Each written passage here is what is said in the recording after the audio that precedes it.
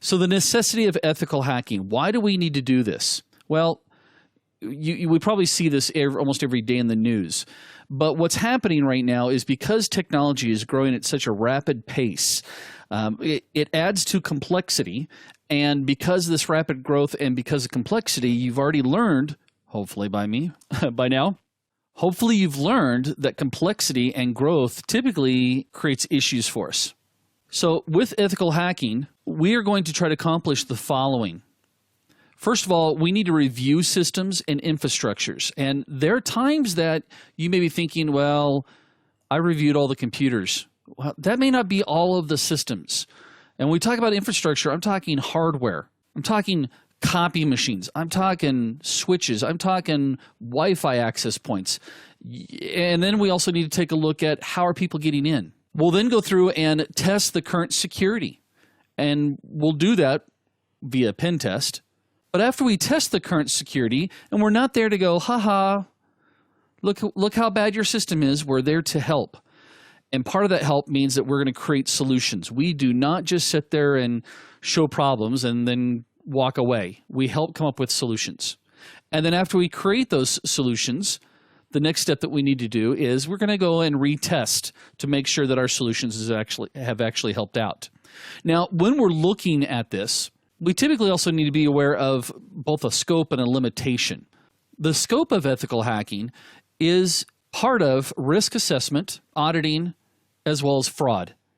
There's also best practices and really looking at governance, I should say properly implemented governance. As far as the limitations are concerned with ethical hacking, typically businesses don't really know what they're looking for, or they don't know that they have a problem until it's too late.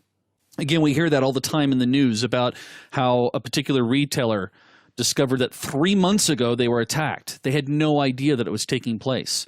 So why not try to be a little bit more proactive about the environment or about this situation by looking ahead? But just know that that may be a limitation. And your job is to help them understand why they need this.